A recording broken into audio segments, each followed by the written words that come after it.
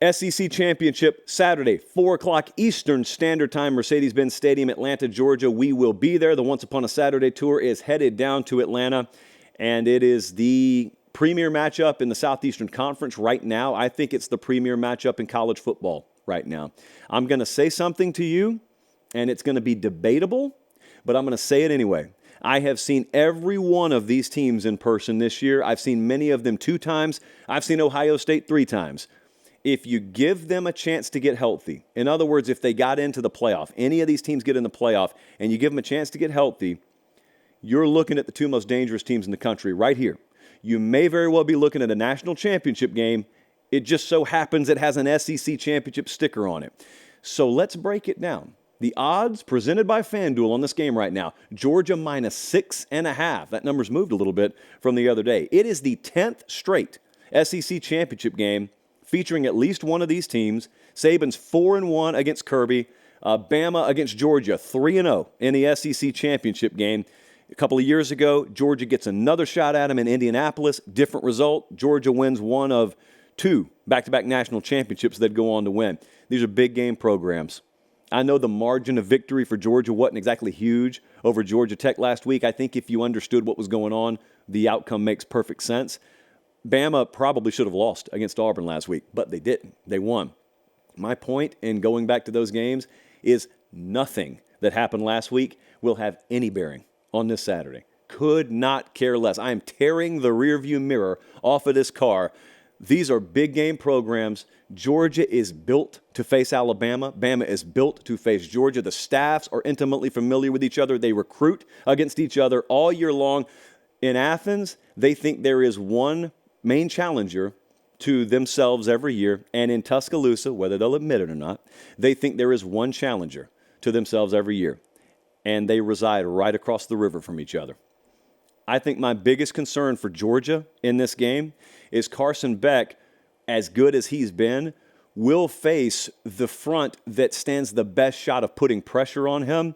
It's the best group of pass rushers and probably the most talent in the secondary of any team they face this year. Now, I'm looking at him make some throws that are going to be caught no matter who he's throwing them against. And so if Carson Beck's on, we've seen in the past against both a Kirby defense and a Saban defense, if you got a hot quarterback and you got receivers running precision routes and you got guys making 50-50 balls turn into 70-30 balls, there's no defense for that. So if you promise me Carson Beck's having the game of his life Saturday, you forget what I just said.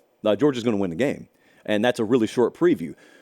But if he plays like a human being, then Alabama can put some heat on you, and Alabama can contest the ball in the air, specifically 1 and 3 on the outside. Caleb Downs was a guy that Alabama got from the state of Georgia that plays safety for Bama that could very well be an impact player in this game. And the other part of that, as much as I'm talking about maybe Carson Beck having to work under a little more duress than he normally does, is I think Alabama still got vulnerability on their offensive line when it comes to being exposed by high-end edge pressure and edge rush types. But Georgia doesn't have them. And so one of the glaring vulnerabilities you could expose with Alabama, I'm not sure Georgia possesses the ability to do. And I'm talking about Proctor over on the left side.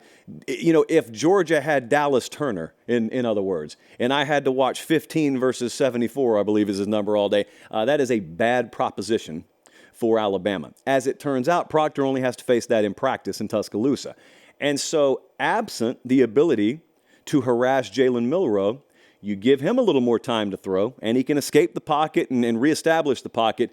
You do 2 things. You open yourself up potentially for those explosive down-the-field plays, and I almost think if I'm a Georgia fan, I concede they're going to hit a couple of those. And I concede Milroe's going to run. I hope he runs underneath. You know, I hope we keep that stuff between the 20s and we lock down in the red zone. I'll talk about that in a second. But it opens you up more to that. Okay, so if I'm looking from the Georgia perspective, those 2 things concern me the most.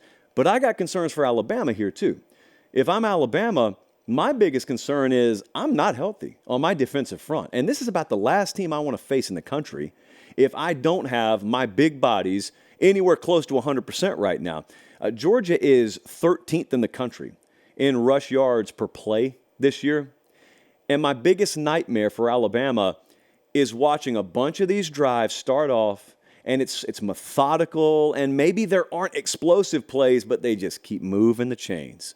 And they keep leaning, and they use that veteran, huge offensive line they got at Georgia to just keep leaning on me. You know the feeling. You know the feeling when you sit there and you tense up on a bunch of 3rd and 2s or 4th and 1s, and the other team just keeps leaning. They fall forward, they get a first down, chains move, another 2 minutes, 45 seconds comes off the clock.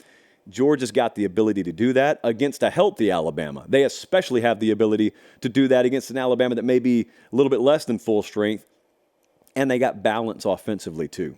So as much as you sit there and think to yourself, we just got to sell out here, man. We got to sell out against the run. We can't let them continue to do this. Well, they got an assassin at quarterback right now that can make you pay for it. And if McConkey and Bowers are healthy, and I assume they've been building towards being healthy for this game, hey, I heard Chase Goodbread in Saban's press conference the other day made a good point in his question. Those two haven't been on the field at the same time a whole heck of a lot this year. So if Georgia gets Beck and McConkey on the field at the same time, that's a unique challenge. And my point there is they're balanced enough on offense, and they are veteran, and they don't beat themselves to the point where if they find out, hey, we can just methodically move down the field on them, we don't need to do anything overly special, they will. They will. That's a big play. Absence of big plays, if not needed, is in and of itself a big play. There's a 3rd down edge here for Georgia. Offensively, they're 2nd in the country. Bama's defense is 26. Not a glaring edge, but it's an edge. Georgia's defense, 2nd in the country. On 3rd down, Bama's offense is 12. So, those are strength-on-strength propositions. It's just that statistically, it would look like Georgia has an edge there. Milroe is an X factor in that. Okay, Kirby talked the other day about how they haven't faced a guy like him all year, and honestly, no team has, because I don't really think that on most schedules out there, I've seen many teams that face another quarterback of Jalen Milroe's ilk. That's one advantage you have when you're Alabama, when you go into these kinds of games, is there's not another one of him out there. That doesn't mean you can't defend him. I mean, Texas beat him early in the year. Now, I would have argued he's playing much different caliber ball now. But it's kind of an adjustment for a lot of guys who haven't dealt with that speed, dealt with that physicality, and dealt with that athleticism once he leaves the pocket.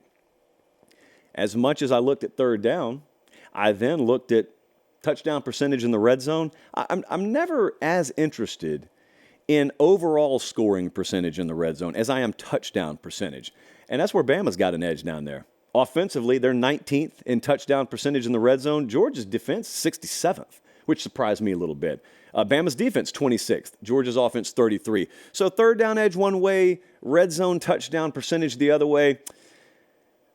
I tweeted out earlier today, I went back and forth 4 times in the office on who I was going to pick here. I will show you what the model thinks. The Vegas number at FanDuel is up to Georgia -6.5. The model's not nearly that big. So either way I go here, we think there's value spread-wise on Alabama. Colin, would you do me a favor? We've never done this before. Would you do me a favor, and for those who are watching on YouTube, could you just put up the lower third that shows my pick for a second? Jesse got a little nosy today. Okay, producer Jesse, probably with a pen in one hand and like his phone logged into FanDuel in another hand, waiting to place a bet at my call. Jesse logged in. I told him, I'm not ready to tell you who I'm picking in this game yet. It was really just because I didn't know. So here's what I'm wrestling with. Models got Georgia winning the game. I'm sitting there about 5:15 today thinking to myself, I very slightly lean Georgia to win this game. Probably like a 52-48 percentage kind of deal, so not overwhelming. But then I thought to myself, you picked Alabama in August to win the SEC championship. They're this close, and you bailed on them once before in 2021 in this game against this opponent, and they made you look like a fool, and you had to come on your own show and hold up a piece of paper that said, I'm sorry, Nick Saban. And you said you'd never do it again. Well, here you are about to do it again. So I'm just going to be real with you. I'm taking a little bit of a risk here. Based on my own model and based on my own judgment, I slightly lean Georgia to win the game, but I am not abandoning my preseason pick. And so I am taking Alabama to cover, but I'm going to take Alabama to win the SEC championship game. And obviously, that means I think it's a very, very competitive, close game either way. But if Bama comes out on top of this, then we get this whole other debate thrown into the mix, and that is, how far does Georgia fall? And I have no idea what the answer is. You know, I told you I don't really get involved so much in the hypothetical arguments because they just always work themselves out. So I was assuming that it was a widely held consensus that the loser of this game does not go to the playoff. That's what I thought. But then I said that kind of flippantly last night, and a bunch of you came at me and you said, no. Now, if Bama loses, they're out, duh. But if Georgia loses a close game, you're not going to keep them out. And I thought to myself, well, who are they going to be in over? I'm still asking that. Like, it's my opinion. If Georgia does lose the game, I think the committee will leave them out unless there's a lot of chaos elsewhere. But maybe I'm wrong there. I don't know. I haven't really become all that convicted on that opinion. But I will tell you this. I'm very conflicted in the pick. You can see it all over my face. I'm very conflicted in the pick. But I'm going to roll with Alabama to win the game. And I am going to listen to the August version of myself, which was on this shoulder, yelling, do not abandon me and yourself at the 11th hour. However you feel this game's going to go, there is one place for you because the Once Upon a Saturday Tour shirt, not sold at Academy. Everything else is. Colin, keep this thing up for a second. Immunity. The Once Upon a Saturday shirt, this is the last individual shirt that we're putting out this year. So we're making a stop in Atlanta, SEC Championship, obviously. PateStateMaterial.com is where you can get our shirt, and that will be gone after Saturday night, and you'll never be able to get this one again. But after that, and some say even before that, some are saying as early as Thursday night, another shirt is popping up in the Pate State store. And that's the shirt with every single tour date on it that commemorates the entire 2023 season. Now, look, I'm just telling you what I've heard. I happen to know the guy who runs the store, so I get some intel every now and then. I have it on good authority, that shirt's dropping Thursday night. So this one's available until Saturday night. May have another fresh little piece of merch in there on Thursday.